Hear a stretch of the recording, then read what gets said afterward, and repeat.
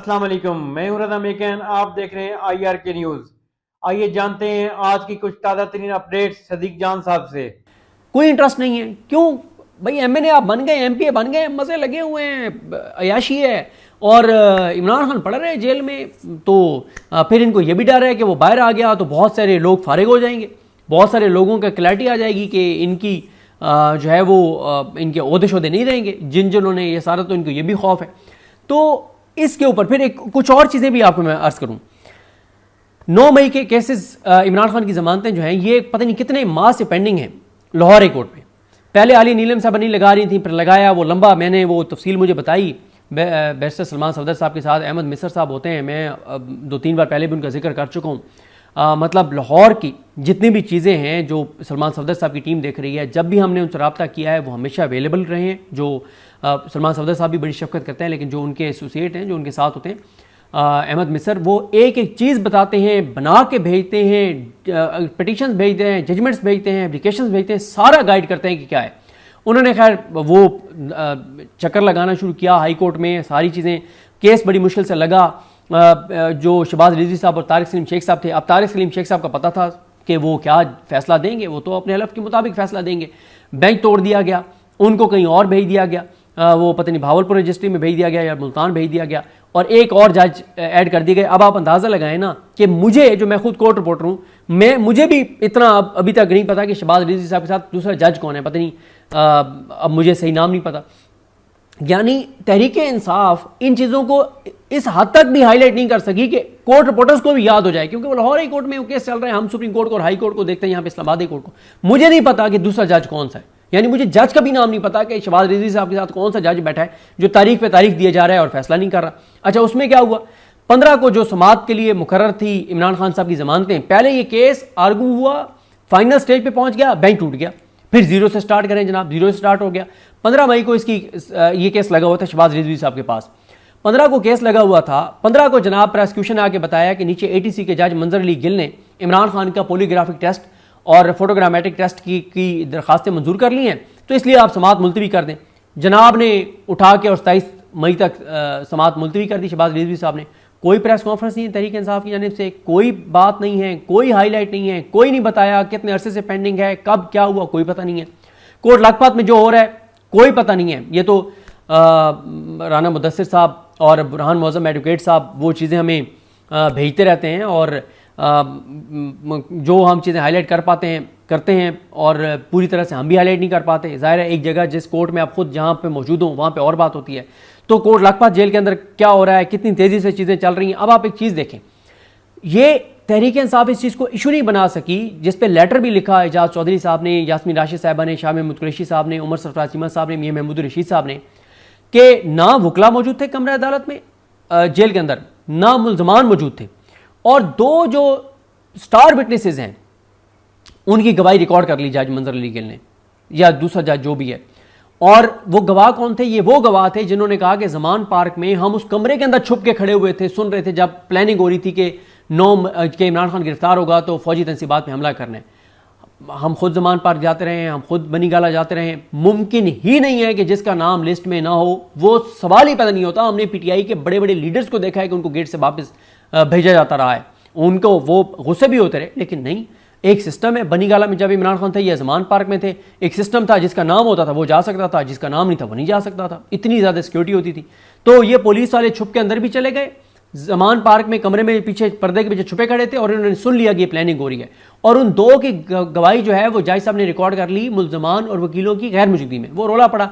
अच्छा, उसका मुझे नहीं पता कि उसके ऊपर क्या बना, लेकिन उस पर लेटर लिखा इन सब ने, जो मेन PTI के लीडर्स हैं, उन्होंने कहा जज साहब को खुदा का खौफ करें। और यास्मीन राशिद साहबा ने तो कहा कमरा अदालत में, उन्होंने कहा जज साहब आपने मरना नहीं है, आपने अल्लाह को जान नहीं देनी, आपने अल्लाह को जवाब नहीं देना, कोई नाइंसाफ़ी की भी कोई हद होती है, आप तो सारी हदें पार कर गए। लेकिन उसके ऊपर भी कोई पता नहीं है। आप एक और चीज़ ज़रा पूछ लें PTI के MNAs MPA से, ये बेनिफिशरी है ना इन सारे गिरफ्तार जो इस वक्त PTI के गिरफ्तार लीडर अंदर हैं, रहनुमा हैं, हसान न्याजी वगैरह, और ये सारे इनके बेनिफिशरी है ना PTI के जो बाहर MNAs MPAs हैं।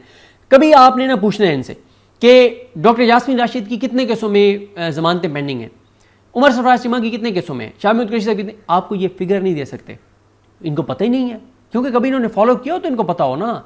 तो या आप इनसे पूछें कि पिछले हफ्ते में एजाज चौधरी साहब की कोई जमानत की दरखास्तें थी लाहौर कोर्ट में, क्या बने? अच्छा, वो शाह कुरैशी साहब की जमानत की दरखास्त थी, क्या बने? यास्मीन राशिद साहबा की थी, क्या बने? ये आपको नहीं बता सकते, क्योंकि 2 का रिकॉर्ड पेश नहीं किया गया और एजाज चौधरी साहब का एतराज़ लगा दिया गया, एतराज़ात को बरकरार रखा गया। तो ये आपको नहीं बता सकते। जिनकी तवील जो असीरी है, जो उनका पाबंद सलासल होना है, जो उनके साथ जो कुछ बेचारों के साथ हो रहा है, जो अंदर हैं, उनके बेनिफिशरी एमएनएज एमपीएस, उनकी वजह से इनको वोट मिला और इमरान खान की वजह से इनको वोट मिला।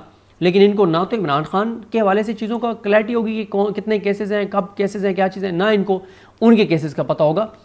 तो मैं ये समझता हूँ कि इमरान खान के नाम पे जो वोट पड़ा है वही इमरान खान की रिहाई में अब रुकावट बन गया है कि एमएनएस एमपीएस टिकट होल्डर्स उस तरह से आवाज़ ही नहीं उठाते अदालती केसेस और मामलों के ऊपर कि कहीं हमारे ऊपर कंटेम्प्ट ना लग जाए और हम डिस्क्वालीफाई ना हो जाए, हमारी कुर्सी ना चली जाए।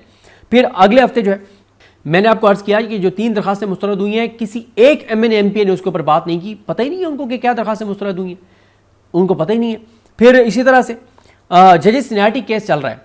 जजेस सीनियरिटी केस में भी इमरान खान उसमें पिटिशनर हैं, कोई बात नहीं हो रही कि वो इतनी तेज़ी से 2 केसेस सुप्रीम कोर्ट में बहुत तेज़ी से चलाए जा रहे हैं, एक मखसूस नशिस्तों का केस और एक जजेस सीनियरिटी केस। जो 5 जजेस हैं इस्लामाबाद कोर्ट के आज़ाद जजेस, अपने हलफ से वफाक करने वाले जजेस, मोहसिन अख्तर कियानी साहब, जहांगीरी साहब, इजाज इसाक खान साहब, बाबर सत्तार साहब, समन रिफत इम्तियाज साहिबा, इन 5 जजेस की पिटिशन चल रही है। उसमें इमरान खान भी पिटिशनर है, वो ये केस हारने जा रहे हैं, 5 जज भी और इमरान खान भी, उसके ऊपर कोई बात भी नहीं हो रही।